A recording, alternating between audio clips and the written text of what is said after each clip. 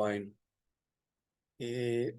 Camilo, presenta el tema y vamos haciendo las preguntas a Leis en este día tan especial y en este encuentro que nos permite profundizar en otro aspecto de el pensamiento de Raymond Panikkar. Bueno, Aleix comienza su eh, camino doctoral y la pregunta tiene que ver con cómo fue. ¿Encontraste resistencias o por el contrario el camino estuvo expedito, lo pudiste desarrollar sin ningún inconveniente? ¿Cómo se comportó la comunidad universitaria, la filosofía tradicional frente a la novedad de la tesis doctoral que ibas a desarrollar, que ibas desarrollando? Sí. Bueno, en la universidad en la que me matriculé para hacer el doctorado, es una universidad cristiana y partía de un programa que se llamaba Humanismo y Trascendencia, por lo cual el pensamiento de Panikkar encajaba dentro de lo que este programa podía ofrecer.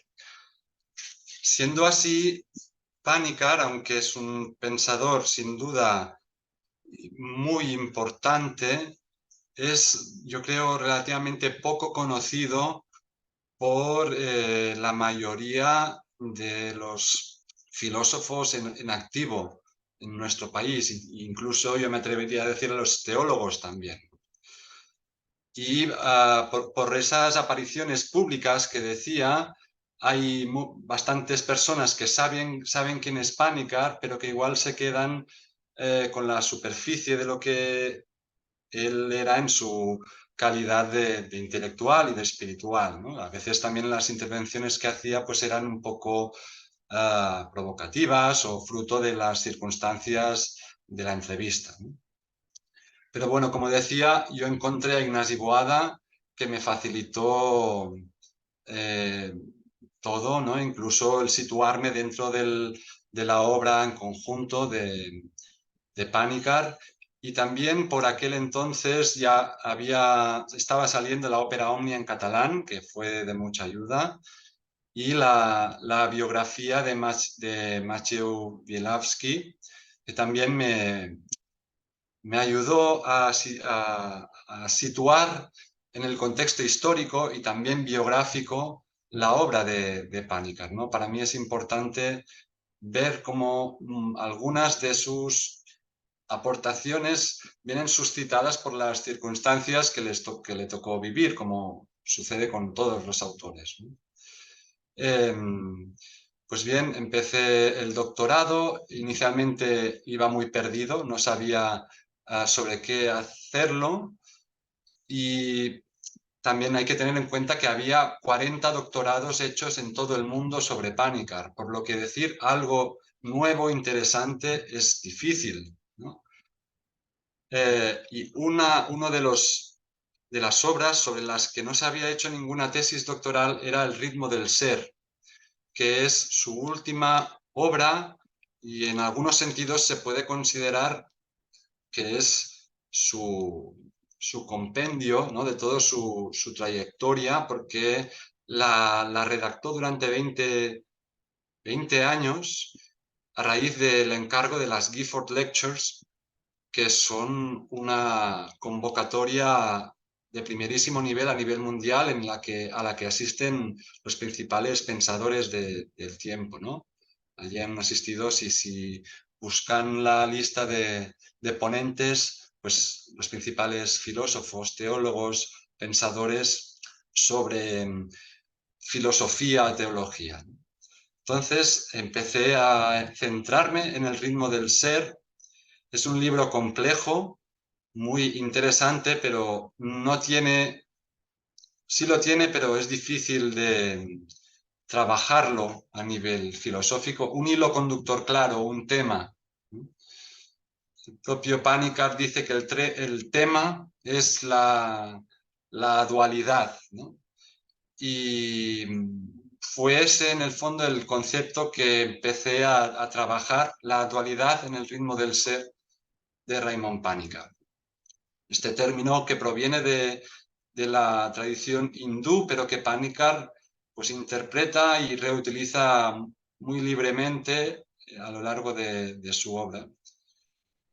Empecé pues este estudio y llegó un tiempo, hay que decir que en aquel momento yo tenía ya 2 hijos menores de 3 años mientras estaba haciendo el doctorado y esperábamos ya el tercero, o sea que era un momento, además, mientras, esto no lo he dicho antes, mientras estaba haciendo el doctorado, conocí a la responsable de pastoral de la Orden de San Juan de Dios en España, o en la provincia del este de España, y a ella le interesaba mucho el pensamiento de Panikkar, por lo que me pidió que trabajara con ella durante un tiempo para ayudarla a configurar los servicios de atención espiritual y religiosa de los hospitales de la Orden en el este de España, por lo que mientras hacía el doctorado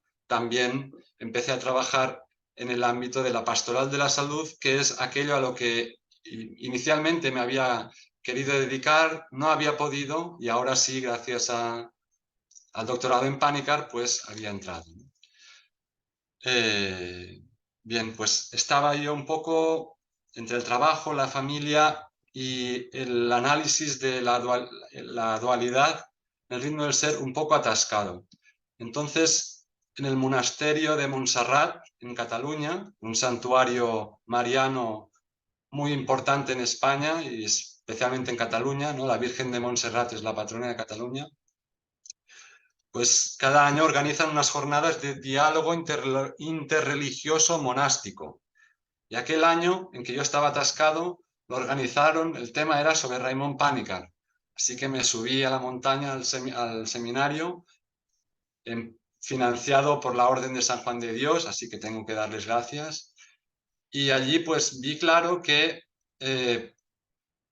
tenía que en mi tesis relacionar aquello que estaba estudiando con lo que estaba trabajando y con lo que me estaba motivando y moviendo, interesando, interpelando durante tantos años, que era la atención espiritual y religiosa en los hospitales, ¿no? Así que al final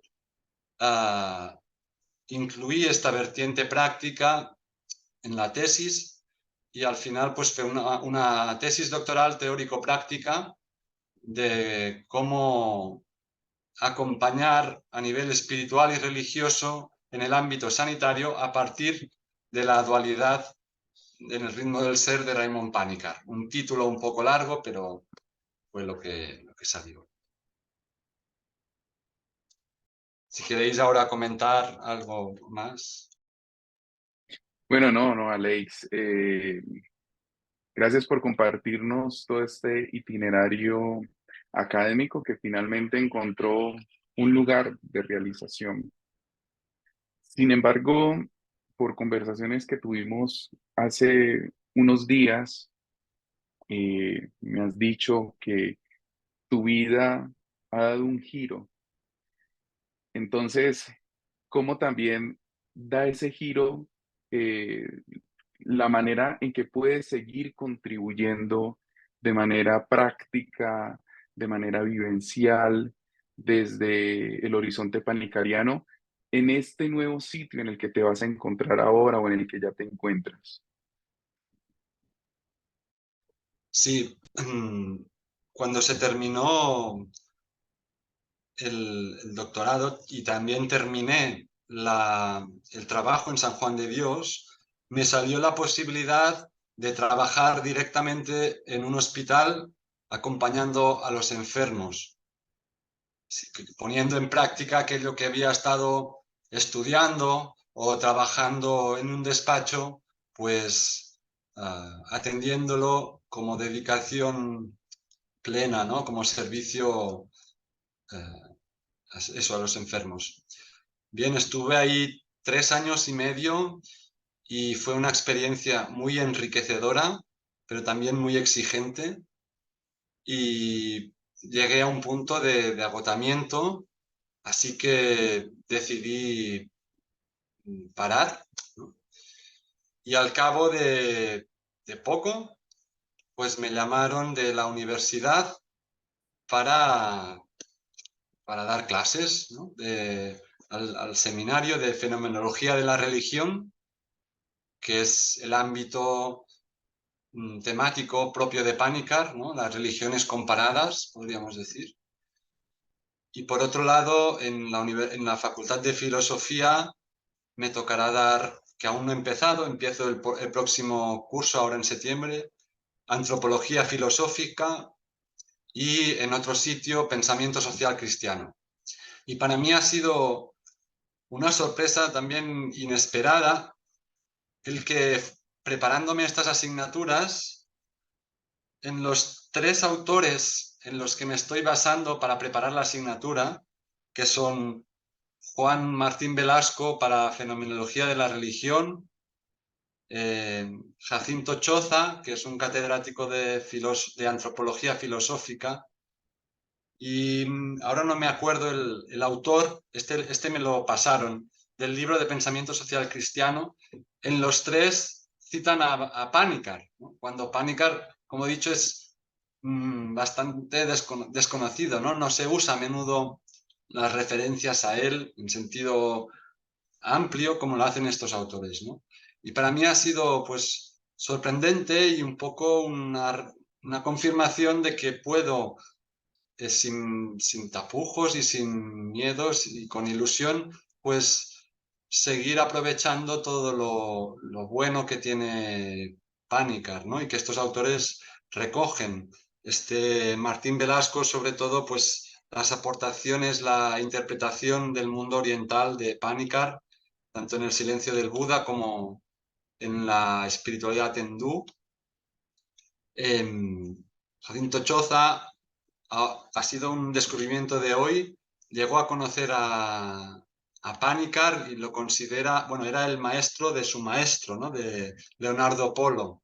Así que tengo aún pendiente investigar mejor la conexión entre Panikkar y Choza.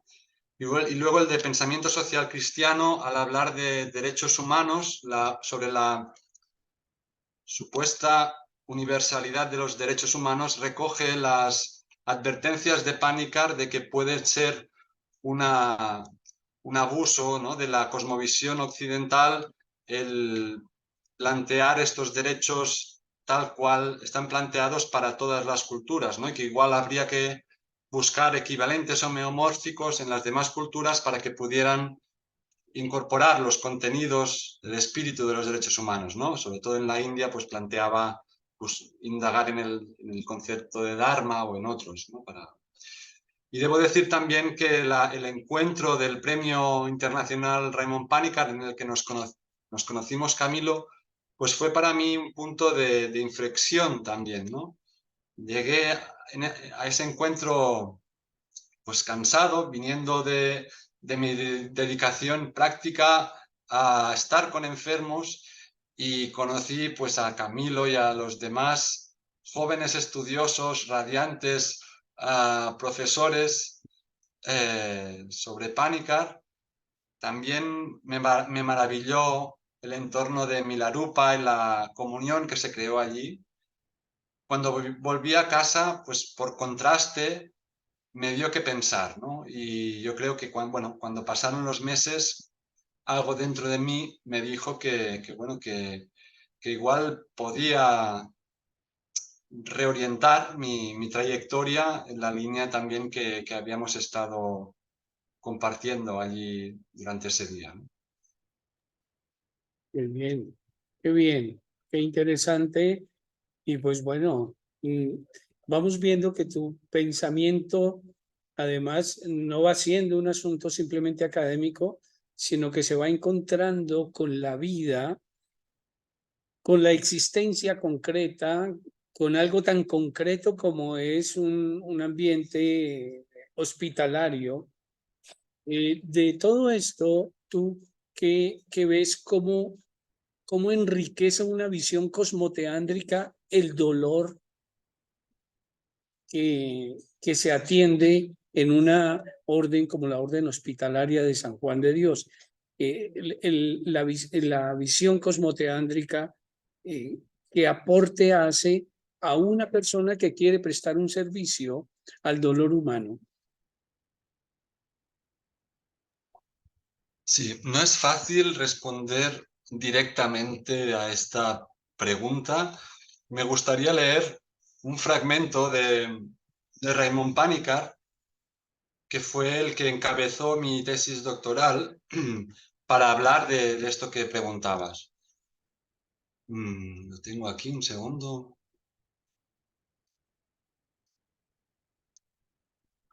Lo voy a ir traduciendo desde la ópera Omnia en catalán, así que voy a leer lento. ¿Qué salvaríais de una casa en llamas? Un manuscrito precioso, insustituible, que contuviera un mensaje de salvación para la humanidad, o un pequeño grupo de personas amenazadas por el mismo fuego. La situación es real, y no tan solo para el autor de estas líneas. ¿Cómo se puede ser solamente un intelectual interesado por la verdad, o solamente un espiritual ocupado con la bondad, cuando los hombres piden desesperadamente comida y justicia? ¿Cómo se puede seguir un camino contemplativo, filosófico o hasta religioso cuando el mundo pide a gritos acción, compromiso y política? E inversamente, ¿cómo se puede hacer campaña por un mundo mejor o por la necesaria revolución cuando lo que más se necesita es una intuición serena y una valoración correcta? Que la casa en llamas no es tan solo cosa mía, tendría que ser claro para todos los que con los que convivimos en esta nuestra tierra. Este es el encabezamiento de la experiencia védica,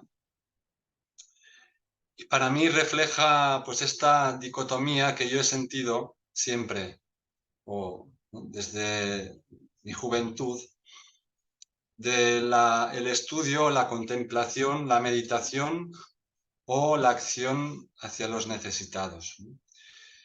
Y he constatado en San Juan de Dios y luego en el Hospital Vall d'Hebron, que es donde trabajé directamente con los enfermos, que el ámbito sanitario, clínico, al menos en España, es un ámbito que participa, claro está, de la realidad sociocultural del país. Y ahí pues predomina una mentalidad, por un lado, científica, no solo científica, que es lógico, ¿no? Cientificista. Eso es. No solo científica, sino cientificista, ¿no? Que se reduce el ser humano a aquello que puede, el ser humano y la realidad, podríamos decir, a solo aquello que puede contabilizarse, medirse, etcétera, ¿no? Y lo religioso y espiritual muchas veces es visto como algo privado, particular, de algunos individuos que aún conservan pues esta creencia, ¿no? Y de parte de la Iglesia, aunque últimamente se van dando pasos también, ¿no?, a la apertura a los laicos y a la diversidad espiritual y religiosa, pero en el fondo termina predominando el interés o la preocupación por los sacramentos, ¿no? Y sin duda los sacramentos son muy importantes para los católicos, pero la persona a veces para llegar a los sacramentos o acompañar a los sacramentos necesita otras actitudes, otras presencias, ¿no? Y establecer el puente, el diálogo entre la reflexión filosófica, teológica, sociológica y el mundo de la ciencia es difícil, tanto dentro del ámbito científico como dentro de la Iglesia, aunque evidentemente hay interés, ¿no? Pero para mí Panikkar es interesante en este sentido, ¿no? De hacer de puente entre estos dos mundos y en el fondo, pues, centrar los esfuerzos en la persona entendida de esta forma integral, ¿no? Que decíais vosotros, de espiritualidad integral, pues en el ámbito de salud integral, que no solo sea el cuerpo por un lado, la psicología por otro, y luego el cura que viene por allí, sino trabajo interdisciplinar, bueno, en fin, toda una serie de propuestas para acercarse a este ideal. Toda una visión integral de la que nos habla Francisco, el Papa Francisco, en su ecología integral, que no es solo cuidar el árbol, que es la persona, el pobre que va a sufrir las consecuencias de tumbar el árbol. No es solo una ecología que incluye el cuidado de los bienes naturales, sino que incluye el vínculo con el ser humano, con su dolor. Y en ese sentido yo leí muy panicarianamente a la encíclica Laudato Si. A mí me pareció, me llama la atención es que no hayan citado a Panikkar. Yo lo leía por todas partes.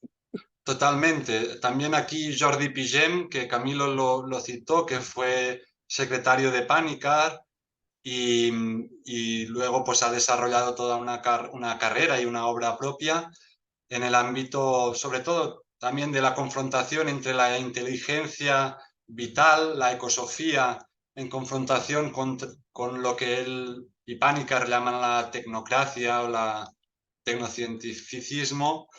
Pues él también subrayó la coincidencia entre la encíclica del Papa y los planteamientos que ya hacía tiempo que Panikkar había hecho. Y yo diría incluso más, la encíclica Fratelli Tutti, esta amistad universal que el Papa pues cita a santos, ¿no? Como Charles de Foucault y Francisco de Asís, pero que yo creo que Panikkar también buscaba, ¿no? de ser uno con todos, ¿no?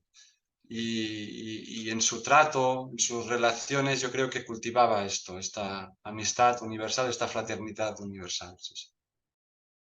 Camilo, hay una pregunta ya en el chat. Sí, claro. Aleix, nos pregunta Pere, ¿qué es lo primero que necesita un paciente que sufre en un hospital en cuanto a su dimensión espiritual? ¿Qué pudiste hallar tú en ese ejercicio? Lo primero que ellos necesitan escuchar, lo primero que necesitan vivir en en su dolor.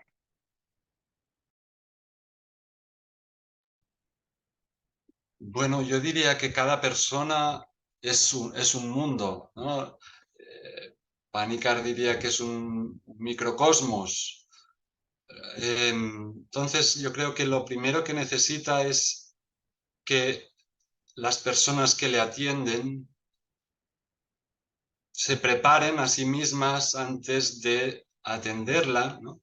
Tomando conciencia pues, de que van a atender a otra persona que a lo mejor tiene unos presupuestos vitales distintos de los propios, una persona que no ha elegido estar allí, una persona que está sufriendo y que esto repercute, quieras o no, en tu propio ser, en el de la persona que la acompaña, ¿no? Así que si uno tiene una creencia espiritual, una apertura espiritual, pues invocar al espíritu, pedir ayuda también espiritual, ¿no? Para que no sea solo una cosa una conversación entre el paciente y yo, sino que también se haga presente Dios en este caso, de la forma en la que necesite esta persona, ¿no? Que no necesariamente es lo que yo pienso de antemano que esa persona necesita, ¿no? Lo que esa persona necesite me lo va a revelar ella, o a pesar de ella me va a ser revelado en la situación, ¿no? Porque la persona a lo mejor no puede hablar, o lo que dice no es congruente con lo que es, ¿no? Entonces hay que estar muy atento a interpretar correctamente los signos, los mensajes que nos llegan de la persona enferma, sus gestos, su entorno en la habitación. Es muy exigente, pero precioso el estar al lado de las personas enfermas. Vale, Leis, muchas gracias por la respuesta a Pere. Leis, Clarita, ¿conociste a Panikkar? Camilo, Sí, Clarita Carrillo levantó la mano. Le bueno, cedemos. adelante, Clarita. Gracias. Espérate bajo la mano para que no me incomode. Ah, feliz y agradecida de estar con ustedes. La huella que ha dejado el padre Víctor Ricardo en mí desde que lo conocí ha sido imborrable y cada vez más profunda. Yo quisiera preguntarle bueno, y mil gracias, Camilo, por tu presencia entre nosotros. Alex, yo quisiera preguntarte algo. ¿Tú podrías ahondar un poco en el vínculo entre la fenomenología y las enseñanzas precisamente de las cuales estamos tratando hoy y seguiremos tratando? Sí, la fenomenología, digamos que es una especialidad, podríamos decir, de la filosofía. Luego explicaré un poco en qué consiste. Y Panikkar era, digamos que catedrático en esta especialidad, y en su desempeño como profesor, pues seguramente enseñaba muchos temas relacionados con esto. Pero yo creo que en sus escritos, en su enseñanza vital, Panikkar era transdisciplinar, ¿no? Iba más allá de la fenomenología y de otras disciplinas, y ponía pues intuiciones propias también muy originales de lo que Dios, la vida y él mismo pues iba descubriendo, ¿no?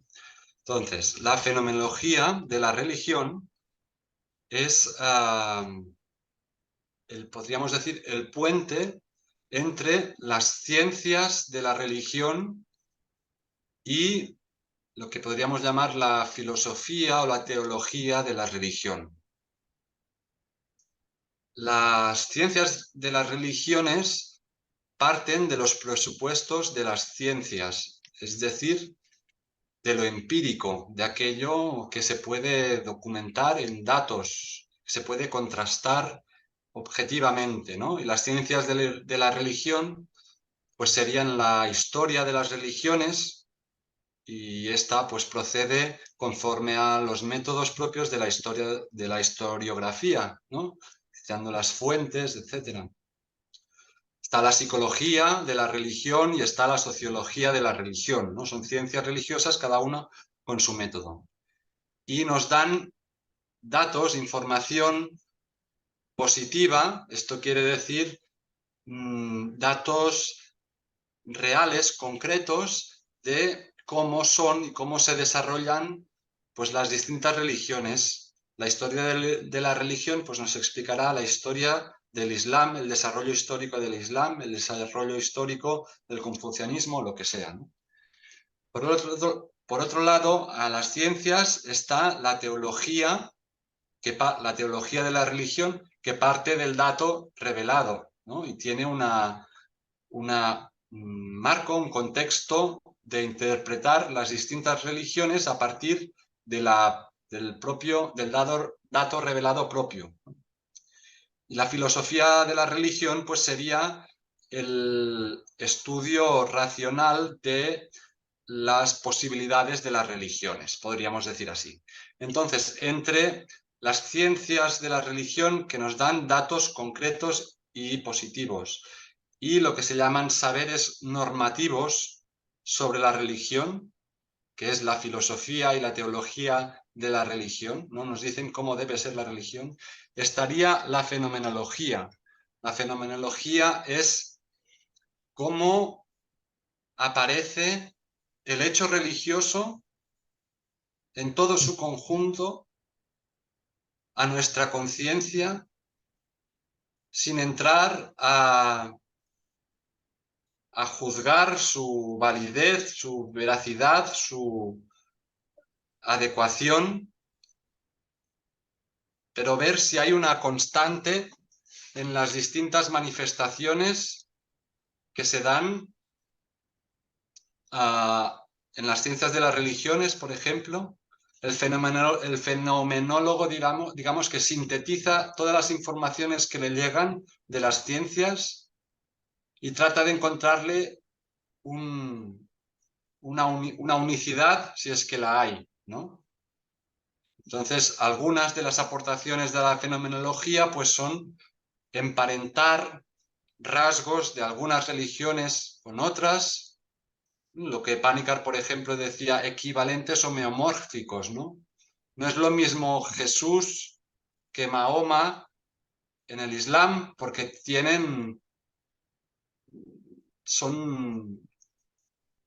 claro que son seres humanos, pero cada uno en su sistema son figuras que desarrollan un papel distinto, ¿no? Por ejemplo, Panikkar detectó que el equivalente homeomórfico de Jesucristo en el cristianismo en el Islam sería el Corán. Y lo justifica. Bueno, pues esto es una aportación fenomenológica, podríamos decir, ¿no? Te entiendo, te Gracias, comprendo. Gracias. gracias, Aleix. No, antes de que Clarita, gracias, Clarita, una pregunta bastante interesante que ha permitido que Aleix nos clarifique un poco sobre los objetos de estudios de estas diferentes aproximaciones. Pero bueno, Aleix, una pregunta es muy recurrente. Tú conociste a Panikkar por El silencio del Buda, por supuesto, tú tenías estudios ya adelantados en filosofía y esta obra pues siempre tiene su nivel de complejidad, pero pudiste adentrarte en ella y ahí empezar a caminar en la exploración del pensamiento panikkariano. Pero una persona que esté aquí en directo o que pronto vea la grabación en el canal de YouTube de Salmos, dice, bueno, no soy teóloga, no soy teólogo, no soy filósofo, no soy filósofa, pero quiero leer una obra de Panikkar. Aleix, ¿cuál podría ser esa obra dentro del gran número de libros que tiene el autor? Según tu recomendación, por supuesto. ¿Y por qué esa obra? Sí, claro. Yo provengo de la filosofía, del estudio de textos densos, complejos, y Panikkar me parece bastante asequible. Pero también es verdad que he encontrado personas que no provienen, no tienen este bagaje y les cuesta entrar en Panikkar, ¿no? Aunque la voluntad de Panikkar al escribir casi siempre, yo creo que era llegar al máximo número, más que número, diversidad de personas, ¿no? Entonces, yo ahora me oriento mucho por la ópera omnia, ¿no? Tal como está estructurada, que al final fue la voluntad de Raymond Panikkar pensar así su obra al final. Pues yo creo que los dos primeros volúmenes, el de la mística y el de la espiritualidad, ¿no? Mística, plenitud de vida, y espiritualidad, camino de la vida, son los más asequibles, ¿no? Dentro de mística creo que está la invitación a la sabiduría, la nueva inocencia y el elogio de la sencillez. Yo creo que la nueva inocencia también es una intuición buena de Panikkar, ¿no? Panikkar tenía un talento con las palabras importante y el presentar la nueva inocencia como ideal espiritual me parece muy afortunado, ¿no? Entonces, quizás este librito, que está incluido, creo que en el primer volumen de la Ópera Omnia, La Nueva Inocencia, podría ser un libro para alguien que no haya leído mucho a Panikkar y que no esté familiarizado demasiado con la filosofía ni con la religión.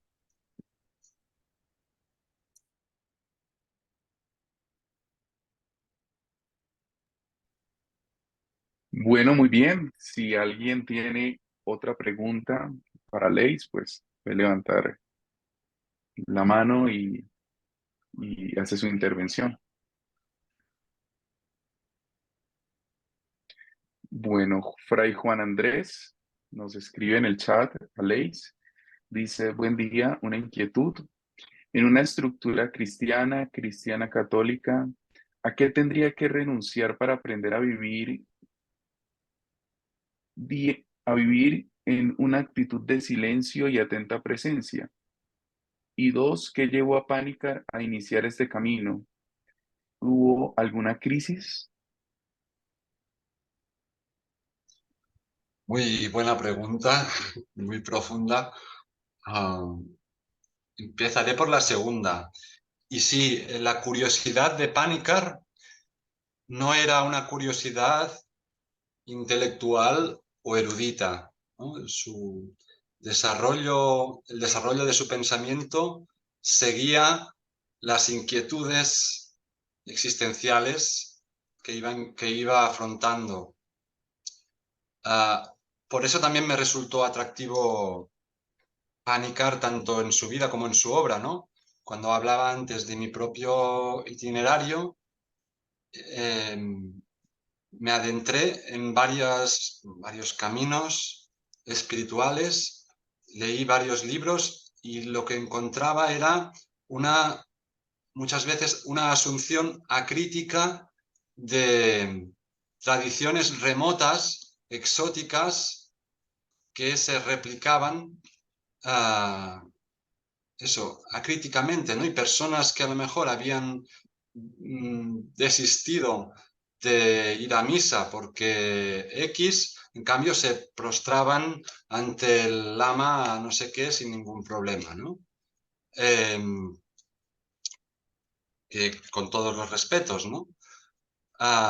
Entonces, Panikkar, yo creo que con el máximo respeto a las demás tradiciones, pues ya desde joven se encontró con una teología preconciliar que condenaba a los no cristianos, ¿no?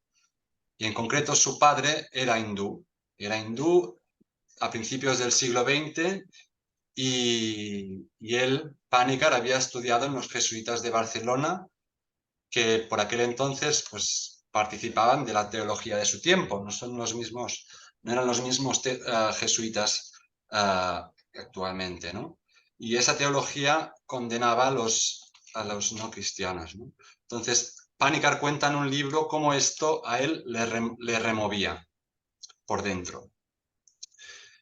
Y por el hecho de ser hindú su padre, también algunos importantes indólogos de principios del siglo XX se interesaban por el padre de Panikkar porque era el único hindú de Barcelona. Entonces, de vez en cuando, pues aparecían por allí. Panikkar, cuando sintió su vocación, y la sintió después del estallido de la Guerra Civil Española y de la Segunda Guerra Mundial, tuvo que exiliarse en Alemania y luego volver en bicicleta, pues encontró un país devastado y conoció a José María Escrivá de Balaguer, San José María Escrivá de Balaguer, y entró en el Opus Dei y estuvo allí durante 20 y tantos años, ¿no? Se ordenó sacerdote. En esa institución pues desarrolló toda su inicial formación en teología y ya destacó su interés en las otras religiones, incluso antes de que el Concilio Vaticano II asumiera oficialmente que también en ellas se encuentran semillas del verbo semillas de verdad y de bondad, ¿no? Como dice el Concilio Vaticano II. Entonces, a raíz de una crisis institucional en el Opus Dei, pues marchó a la India por primera vez y allí pues tuvo una primera crisis también. Su padre había fallecido y no se habían podido reconciliar porque su padre tampoco aceptó, parece ser, muy bien su decisión de hacerse sacerdote y de entrar en el Opus Dei.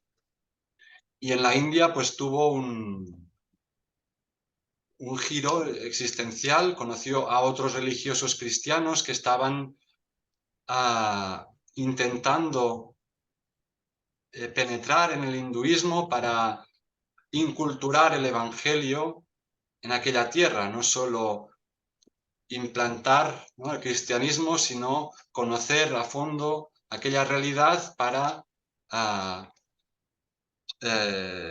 pues, que su propuesta, su vida cristiana pudiera ser significativa para aquella gente, ¿no? Y Panikkar de alguna forma se sumó a esos intentos. Bien, esto era la segunda pregunta. Y la primera era ¿a qué debe renunciar para entrar en una vida de silencio, para profundizar en el silencio siendo cristiano católico? Una pregunta que no sé si puedo responder. Yo creo que al orgullo, ¿no? Al orgullo que tiene muchas facetas, muchas máscaras, tanto individuales, personales, como también colectivas. Y a veces, pues, la religión puede ser vehículo también de actitudes prepotentes o que alimenten un orgullo que aleje de la vida de silencio. Pero en la misma tradición cristiana hay, y yo aún estoy descubriendo, y creo que estaré toda la vida descubriéndolo, y van apareciendo nuevas propuestas dentro mismo del cristianismo que permiten desarrollar esta vida contemplativa, esta vida íntima desde Cristo, ¿no? Yo mismo me pude dar el paso, después de vencer algunos prejuicios y resistencias internas, pude dar el paso a la fe, evidentemente por la gracia, pero fue en la comunidad ecuménica de Taizé, no sé si suenan, en Francia, una comunidad de monjes en que conviven cristianos, católicos, ortodoxos, ecuménicos, y cada año acogen a millares de jóvenes que van en búsqueda, ¿no? Y algunos son católicos, algunos no, y comparten de forma muy sencilla. La sencillez sería también un criterio importante, ¿no? Mediante los cantos contemplativos, el silencio, la lectura de la palabra, pues comparten sus vidas. Esto es lo que ahora se me ha sugerido. Muchas gracias, Aleix. ¿Verdad? Muy enriquecedor el aporte que haces. Había levantado la mano Angélica y Alejandro. Y después tenemos una pregunta en el chat. Sí, buenos días a ustedes, los expositores, y a todos y todas. Bueno, pues tengo una pregunta que, pues, bueno, puede ser Alexei o Camilo, o los dos, no sé. Bueno, digamos que en toda esta vida académica, pues obviamente tienen que leer mucho, tienen que llenarse de muchos conceptos, etcétera. Entonces, digamos que en la experiencia que ustedes han tenido, ¿esto les ha aportado algo en su práctica contemplativa, o al contrario, a veces de pronto como que complica un poquito el precisamente soltar y estar como más en el presente, pues?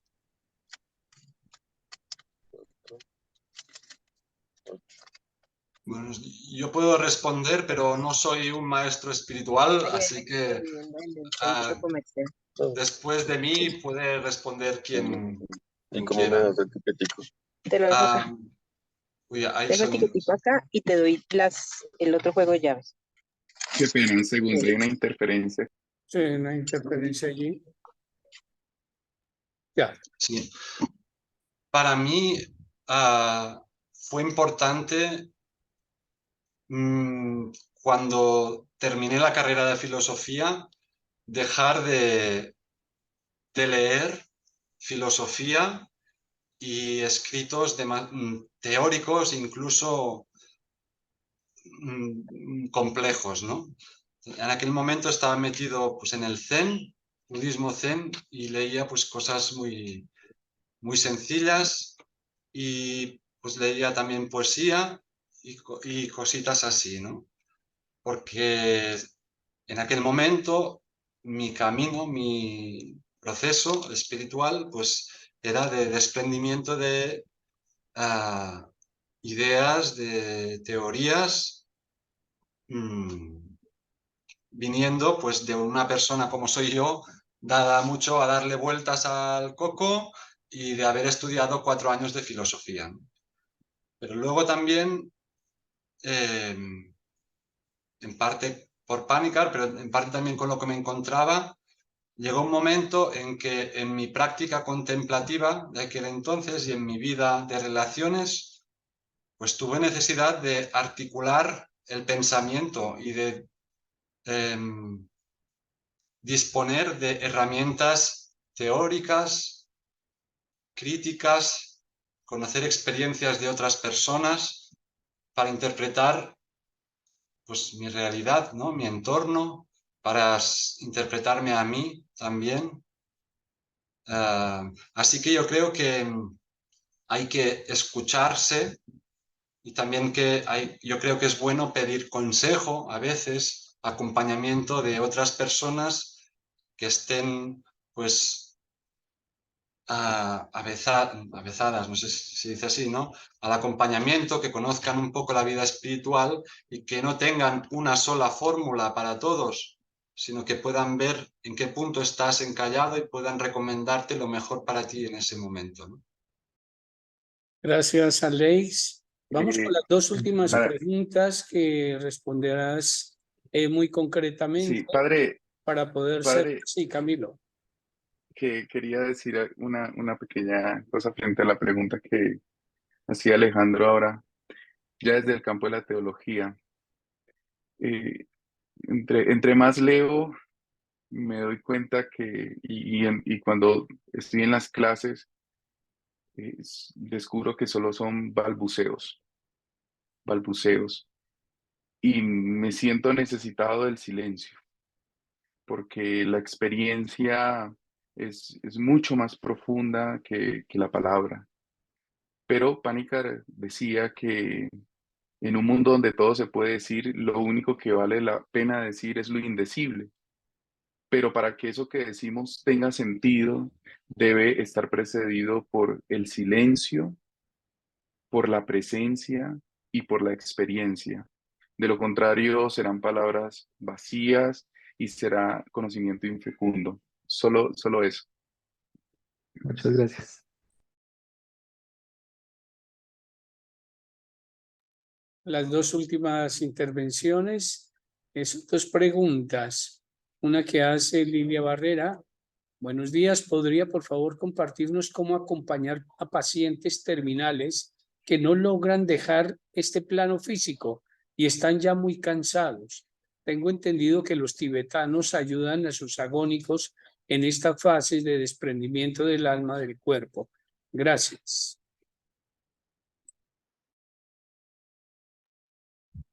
Bueno, como decía, en los enfermos y especialmente al final de la vida, los terminales, hay que descalzarse, hay que prepararse, el que va a acompañar, y no ir con fórmulas preestablecidas, ya sean católicas o ya sean tibetanas, ¿no? No se puede forzar a nadie a dejar nada si no quiere o si no está preparada la persona para dar el paso de aceptación o de soltar que necesite, ¿no? Entonces hay que conocer bien a esa persona Y además de conocerla hay que establecer, antes de intentar nada, un vínculo de confianza en la persona. Que la persona se sienta segura, que la persona pueda estar en silencio y se le pueda respetar el silencio. Y a partir de allí, pues conocer cuáles son sus prioridades, sus preocupaciones, porque a lo mejor lo que le preocupa no es lo que pensamos que le preocupa. A lo mejor no le preocupa nada, sino que le duele el hígado y entonces no debemos hacer nada nosotros, sino su médico. Así que hay que ir, no puedo decir nada más que lo que he dicho antes, ¿no? De pedir la inspiración, el discernimiento necesario para estar a su lado y aguantar en silencio respetuoso la posible ansiedad que genera el estar al lado de alguien sufriendo, ¿no? Porque a veces queremos huir de allí y inconscientemente damos recetas mágicas, ¿no? Para huir de aquel sufrimiento que está delante nuestro y que también está dentro nuestro y no nos damos cuenta, ¿no? Entonces, si la persona es creyente, pues la oración puede ser de consuelo, los sacramentos, y el silencio es universal. Y si la persona pues profesa otras creencias, otras prácticas de meditación o otra religión, pues puede ser que sus fuentes de sentido también sean importantes en ese momento. Por último, la comunidad familiar o la comunidad con la que esa persona esté vinculada es importante. Y a veces salen pues rencores no resueltos con la familia, con amistades, ¿no? Que se somatizan, ¿no? Y a veces uno tiene mucho dolor, pero es porque ve que se está terminando su vida y no sabe cómo abordar algo no resuelto, ¿no? Entonces hay que conocer cada caso, cada persona. Bueno, padre Víctor, voy a hacerle una solicitud especial, si usted así considera, es que después de esta última pregunta ha levantado la mano María Camila Castro, entonces pedirle si podemos también darle ahora la palabra a María Camila. Claro, claro que sí, no faltaba más Ah, otra panicariana. vale, padre, perfecto. Perfecto. Bueno, antes de hacer esta pregunta a Leis, yo creo que debemos hacer mención de José Luis Mesa Rueda, porque José Luis Mesa Rueda fue el primer doctor en teología con una tesis en Raymond Panikkar. Él trabajó la antropología de Raymond Panikkar. Fue la primera tesis que se escribió en Colombia. Un gran teólogo colombiano, José Luis Mesa Rueda, fue mi director de tesis en la Universidad Javeriana, así que tengo que hacer mención de él. Ya tenía una iniciativa que era crear la red de estudiosos del pensamiento de Raymond Panikkar a nivel de Iberoamérica, y este proyecto de seguro tendrá lugar aquí en Vivarium, Colombia y Latinoamérica, se incorporará. Bueno, esta pregunta es de María Isabel Dascón y dice así: ¿es la relación para Panikkar la condición de posibilidad de poner en diálogo antropologías dualistas y no dualistas?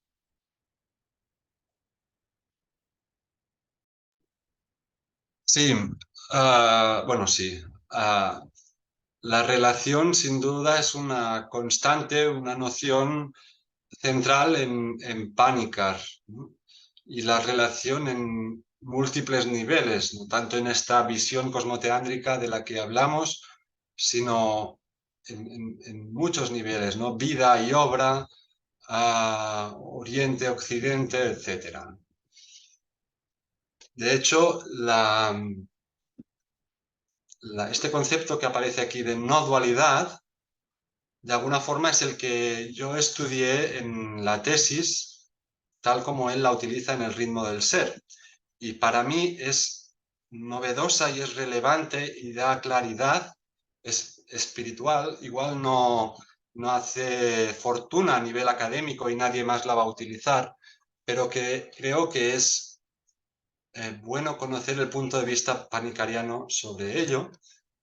El concepto Advaita, que es una palabra de origen hindú, que normalmente los estudiosos y los que practican algunos caminos orientales traducen como no dualidad y la contraponen a las supuestamente tradiciones dualistas, como así se clasifica, yo creo que artificialmente, al cristianismo o a otras religiones semíticas, ¿no? Se las dice como que son dualistas, y yo creo que esto es simplificar. Pero bueno, el término Advaita, o no dualidad, no dualismo, Panikar no lo traduce como no dualidad, sino como adualidad. Es decir, no como la negación de la dualidad, no como lo opuesto a la dualidad, sino como la ausencia de dualidad. Es decir, como un camino medio, podríamos decir, ¿no? Como un camino, bueno, de hecho, no sé si estaría de acuerdo Panikar, porque no es que vea un camino por ahí y otro por ahí y él escoja el del medio, sino que él dice que esta visión adual, esta experiencia adual, es una expresión directa de lo que él experimenta, ¿no? o experimentó. Es decir, la ausencia de fragmentación entre Dios, en este caso hombre y mundo, cuando hablamos de cosmoteandrismo o visión cosmoteándrica, ¿no? Evidentemente hay que distinguir los tres planos, pero en la experiencia puede darse esta unidad, ¿no? Que en el fondo la religión, la palabra religión también promueve, ¿no? Religare, ¿no? Religar la realidad toda, primariamente con Dios, pero también religarse con los demás, la creación, ¿no? Bueno, gracias a Leix. Y finalmente le damos la palabra a María Camila Castro, estudiante, aspirante a doctorado en filosofía con una tesis panicariana. María Camila, estamos contigo. Muchas gracias, padre. Abre Yo tu les quiero cámara. agradecer mucho el espacio. Me parece muy valioso como escuchar, escuchar sus experiencias, teniendo este tipo de búsquedas que combinan como tanto como un querer saber más, leer más y aprender más, y a la vez querer que eso tenga repercusiones como prácticas y como del día a día en la vida de uno. Entonces les quiero agradecer mucho por todo lo que compartieron y quería aprovechar la oportunidad de que hay varios expertos en pánica para preguntarles. Camilo nos recomendó ver un documental sobre pánica. Muchas cosas me llamaron la atención de ese documental. Una de las que más me dejó pensando fue como este interés que tenía él de propiciar en todos los lugares a los que llegaba una comunidad. Entonces mencionan mucho como él en la India o cuando estuvo en California o cuando ya está en España otra vez, tenía como un día a la semana que él reunía a muchas personas, ¿no? Para hablar y les botaba preguntas. Y digamos, eso me llama mucho la atención porque esto es un poco como desde lo que ha sido mi experiencia personal, pero yo creo que en algún momento de mi búsqueda como que me he concentrado como en mí y me guardé y se me olvidó un poco como que uno es con otros, ¿no? Y que eso también es parte del proceso. Me parece como muy interesante tener como esta figura de Panicar que se preocupa mucho por el silencio, por generar como estos espacios de también un poco de soledad, pero a la vez no deja de lado la comunidad y poder conversar con otros y estar en medio de otros. Entonces quería como escuchar de pronto un poco lo que ustedes sepan como al respecto, como de esta interacción entre esos dos espacios. Sí, gracias, muchas gracias.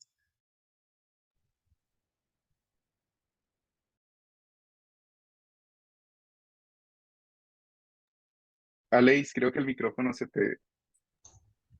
Eso, ya, te escucho.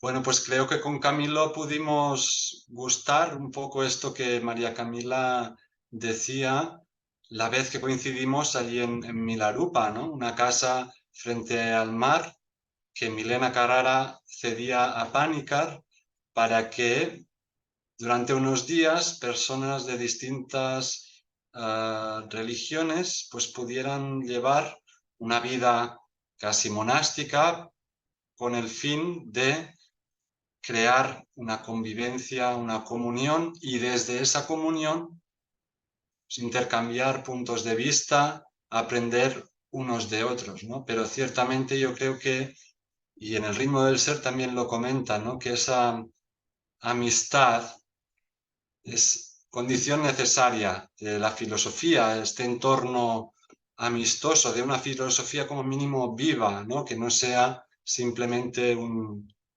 ejercicio abstracto pues, que al final solo se busca a sí mismo, que busca un prestigio, pero no la vida, ¿no?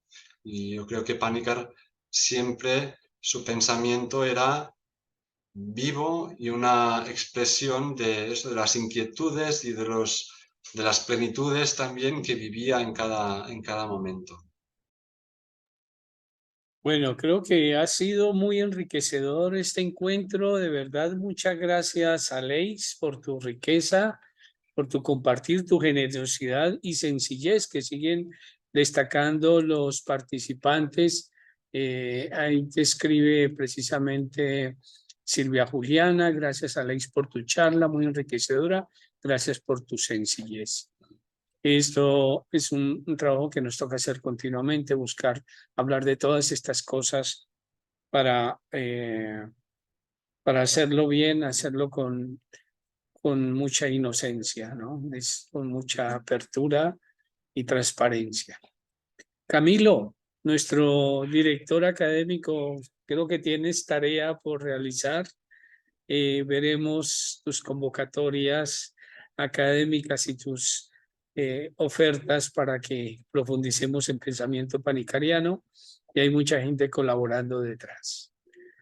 A todos ustedes que han querido participar también, muchas gracias por hacerse presentes. Di Camilo. Aleix, te admiro mucho, es un honor haberte conocido. Gracias por aceptar la invitación. Estaremos de seguro en contacto. Latinoamérica es tu casa y qué bueno que algún día pudieses estar por aquí, hermano. Ojalá Dios quiera, sí, sí. Ojalá nos podamos ver allá en unos días por esos lados, Aleix. Quiero cerrar este encuentro, conversatorio, este diálogo fraterno con la despedida que hizo el hermano Gustavo desde Argentina, diciendo: agradezco enormemente esta iniciativa y el trabajo y servicio de Víctor y Camilo de este lado del océano, para que la experiencia y sabiduría de Raymond Panikkar sea cada vez más accesible para seguir tomando conciencia de la realidad cosmoteándrica en la que vivimos. Gracias. Entonces, gracias a ti, Gustavo, por tu participación, tu intervención, y a todos los panicarianos ahora que tenemos sede en Latinoamérica, Vivarium Raymond Panikkar Colombia para América Latina, pues gracias por haberse quedado hasta este momento a participar. Quienes vean en diferido esta grabación, solo buscamos hacer mayor conciencia de una riqueza que se nos ha heredado y es el pensamiento panicariano. Nuevamente reitero a Aleix su participación. Si quieres despedirte. Bueno, muchas gracias a ambos organizadores, también a todos los asistentes. Me alegro de ver también que el interés por Panikkar cobra vida en itinerarios espirituales y pues que tengan muchas bendiciones en sus caminos y ojalá podamos encontrarnos otra vez. Muchas Claro que sí, gracias. así será. Milo, muchas gracias por tu presencia y tu iniciativa. Muchas gracias a todos y bueno, nos vemos todos en esta unidad cosmoteándrica que debemos mantener muy viva. Gracias a todos.